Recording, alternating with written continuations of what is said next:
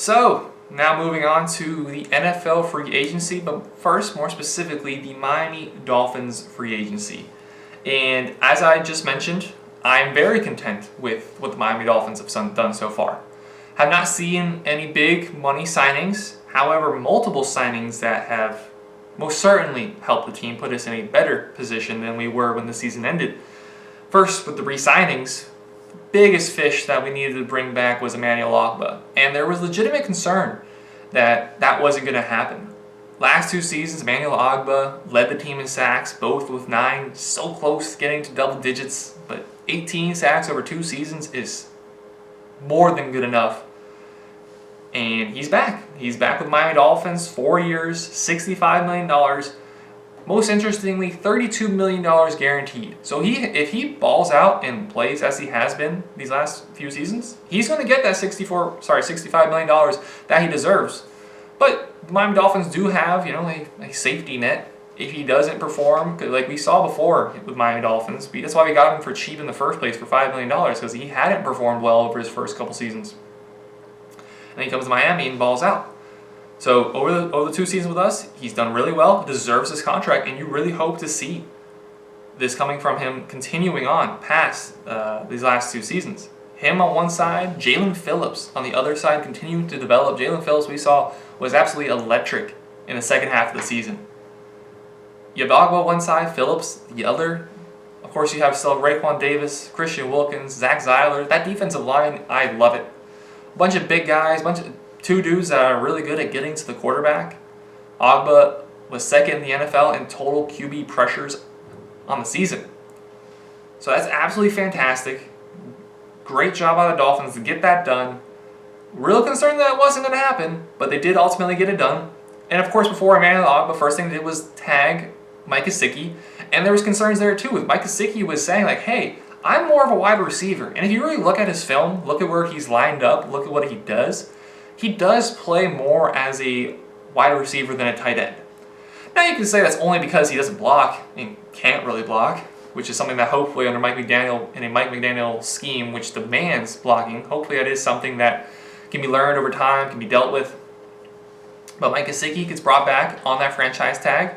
He was arguing, like I said, he should be getting the wide receiver franchise tag, which, if I am not mistaken, would have been $18.1 million. He doesn't get that, doesn't refute it.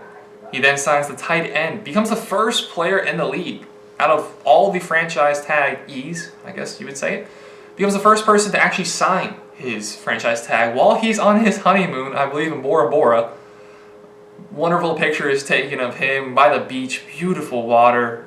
I mean, what I would give to be there right now, as it's Florida, it's sunny usually. Right now, it's gloomy, it's rainy, it's 70 degrees, a little windy. Not the best day here in South Florida. Usually we get some nice weather, some nice sun, which the spring breakers took full advantage of down in Fort Lauderdale Beach. It was absolutely crazy from the pictures and videos I saw. But Mike Gesicki, from his vacation spot, from his honeymoon spot, signs his franchise tag. So the 2 biggest guys that the Dolphins wanted to re-sign, both coming back. So absolutely love to see. And then after that, down the list of guys that we have re-signed so far at this point, as I'm recording this, 3:20 on Tuesday. So let's say the Miami Dolphins, they cut some people, which we do have some opportunities to do now. Let's say they cut a few people. Let's say they re-sign somebody like Durham Smythe, or even new signings. Hey, I didn't know. I'm not a fortune teller. I can't tell the future. So I'm just going based off what I got. But after that, the Dolphins slapped a second-round tender on cornerback Nick Needham and $4 million attached to that as well. So a team would have to better that $4 million offer. And because he's a restricted free agent, the Dolphins do have the opportunity to match or better any other offers. But if he does eventually leave, we would get a second-round pick for that. So you want him to stay for that money. I'm not even thinking about, hopefully somebody takes him so we can get a second-rounder. No, Nick Needham has been fantastic. He's had 2 interceptions every single year he's been with the team, including a pick 6 last year, had an interception against the Saints, had an interception against Carolina, played really well against the NFC South. and has played well, really, really well over his first 3 years as an undrafted free agent coming in. A great find by Chris Greer and Brian Flores. A great find by those two, bringing him in, and he said he's most likely going to be staying with the team. Moving on to Preston Williams, who signed a 1-year, specifically $1.99 million contract. I would not have been shedding any tears if Preston Williams was let go. This man had a really good rookie season, followed by a alright start to not this last season, but the season before, and had a really good game against Arizona Cardinals, which you could argue was to his best game, where he really helped us win that game against a good Cardinals team, which we saw this year really progress. So that was arguably Preston's best game. And he comes back, 1-year deal, on a prove-it deal, another undrafted free agent that the Dolphins have brought in. And that's not a lot of money, so he's just going to prove himself. Last year he was injured. When he did play, he didn't really do too much on the field. So again, if we let him go, okay. If we bring him back, okay. So Preston Williams comes back in, another receiver for two to throw to. Hopefully we can see him continue from his rookie season and hopefully just completely erase what we saw from him last season. Duke Riley and Landon Roberts, both inside linebackers, both middle linebackers, both returned to the team. Duke on a 1-year, $3 million deal, which is good depth.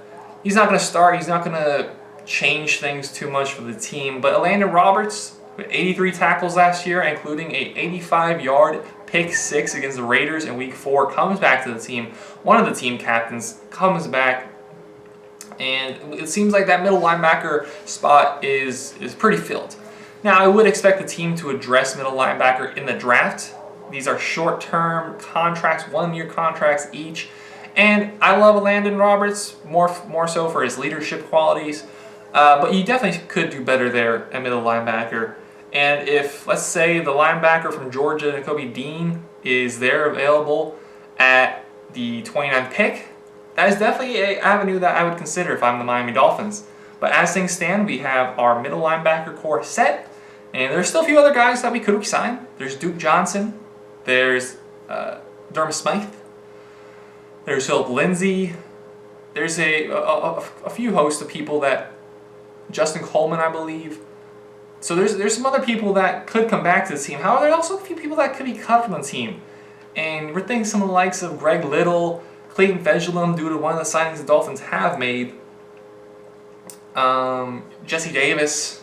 So there's definitely a few cuts that the Dolphins, if I'm the Dolphins, I'm looking at. Allen Hurns, that could save the team between $12 to $20 million of extra cap space. After all these signings that we've made here, the team is left with $22.75 million in cap space. And if you would like to go out and get somebody like a Teron Armstead, who's going to cost you between probably $17 to $20 million, trading for Lyle Collins, who is still on the block, still there, available to trade, allegedly, by the Dallas Cowboys, because they don't have really any money to spend. So we are currently sitting at $22.75 million. $0.75 million. However, there is some space we can create. But the signees we did make. Chase Edmonds, running back formerly of the Arizona Cardinals, comes in, and I like this. I like this signing. He was somebody I was considering as a running back to bring in. There was him, there's Raheem Mostert, there's Leonard Fournette. And Chase Edmonds was supposed to be the number 1 running back last year for the Arizona Cardinals. Now, unfortunately, injuries got the best of him last year, and then James Conner had a pretty fantastic year for the Arizona Cardinals, and we saw Conner take the starting job even when Chase Edmonds did come back. However, when he did play, Edmonds averaged 5.1 yards a carry. And if you look at the stats of the Miami Dolphins running backs last year, yards per carry, total yards, that is a dramatic increase in something I am happy the Miami Dolphins are bringing into the roster. And didn't spend too much money on him. 2-year, $12.6 million. You divide it up, that's 6.3 a year. Quick maths.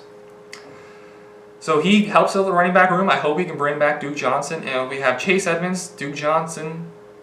Also, hopefully bring back Myles Gaskin. If you have those 3 going out into next year, we already brought back Savon Ahmed. So if you have those 4 guys as your running back, I'm very content. I'm more concerned about the offensive line that you have in front of them. And then with the talent those guys have, I believe we can have a very good running game. Excuse me. Following the signing of Chase Edmonds, we brought in wide receiver Cedric Wilson of the Dallas Cowboys on a 3-year, $22.8 million contract. I'm sorry for those watching that can see me. I am burping a lot right now. I'm sorry for that. But Cedric is coming off his best year as a pro. Last season, he just eclipsed 600 yards and also had 6 touchdowns, averaged 13.4 yards per catch. And he's a deep guy. He's a burner. You get the ball in his hands, he's quick. He can make some things happen. And buried there in that Dallas Cowboys wide receiver depth chart, behind Amari Cooper, who just left for the Cleveland Browns, behind CeeDee Lamb, behind Michael Gallup. It's hard to get targets in that Cowboys offense. However, when they had some guys go down, he stepped up. Had 2 100-yard games last year, one against the Raiders, one against Philadelphia, Philadelphia being his best game of the season, finishing that game with 119 yards, 2 touchdowns. So Cedric Wilson, you're not getting a bad receiver. His burying the depth chart is comparable to when we saw, Albert Wilson. Albert Wilson coming in from the Kansas City Chiefs. Albert Wilson was behind the likes of Travis Kelce, Tyreek Hill, look years back, Dwayne Bowe. He never really got his opportunity as a good wide receiver. And the Dolphins team, yes, we brought in Jalen Waddle. You hope that Devontae Parker comes back healthier than he was this season, or quite frankly, his whole career. Mike Gesicki. But I do believe Cedric Wilson is going to get a good opportunity to succeed as the Miami Dolphins wide receiver. And again, I'm very, very content with this signing. Moving on from that, we have our backup quarterback position filled, and arguably the best backup quarterback in the league with Teddy Bridgewater. Teddy Bridgewater signs a 1-year, $6 million deal. Hopefully for his sake, what he's probably thinking is, if he gets some opportunities, we've seen Tua get injured time and time again. He can kind of build on this. We saw what he did with the Saints when Drew Brees went down, won every single game there. With the Denver Broncos, was playing under a defensive coach, didn't necessarily have didn't necessarily have the best weapons, but they're more young than lack of talent. Jerry Jeudy, Tim Patrick, Cortland Sutton, Noah Fant, which has now been traded to the Denver Broncos. So Teddy Bridgewater is going to be backing up Tua. He was very close to coming to this team a few years prior. The 2019 offseason, the Dolphins initially wanted to bring in Teddy Bridgewater instead of bringing in Ryan Fitzpatrick. However, getting the starting job over in Denver, a team that was easily better than the Dolphins team. That Dolphins team was the worst team in the league when the year started the year off 0-7. And really, thanks to Ryan Fitzpatrick and to, again, Brian Flores, that team competed. That team had heart, and that team won a few games. And I'm very happy. I'm very happy that we went the way with Ryan Fitzpatrick then. However, this time we are bringing Teddy Bridgewater to back up to a great leadership. And that is not something we saw from Jacoby Brissett. Jacoby Brissett, a lot of the times, we see pictures, videos, he's like pouting over on the sideline. That Ravens game where he stunk the first half, didn't put up a single touchdown, went into the halftime with 3 points with the lead. Or was it 6-3? I believe it was 6-3. And then he goes down injured, a little sarcastically, a little unfortunately. The stadium does applaud his injury. As much as I disliked Jacoby Brissett, I did not cheer his injury. But he went down, Tua went into the game, and you saw Brissett throwing his helmet around, whining, complaining. And if you're a backup quarterback, you don't want to be a distraction. We've seen that from the likes of Tim Tebow. Distraction, in my opinion, in a good way. However, still a distraction nonetheless. That's arguably one of the reasons why Colin Kaepernick never got an opportunity, at the very least as a backup, because of the distraction he brings. And for Jacoby Brissett to be on the sideline pouting, moaning, complaining, you don't want to see that. And then his game didn't back that up. So he is going to be on a different team next year. And Teddy Bridgewater comes in as the Dolphins' backup quarterback. Dolphins then add some offensive line help, some much-needed offensive line help for another Cowboy, bringing Connor Williams, the offensive guard of the Dallas Cowboys, on a 2-year, $14 million deal that, again, I'm pretty happy with. Last season, he led the league in the least amount of pressures from the guard position, only allowing 15 quarterback pressures on 624 snaps. That's fantastic. Only 1 sack allowed, so under his watch, Dak Prescott did not get touched too much. However, he also did allow 11 holding calls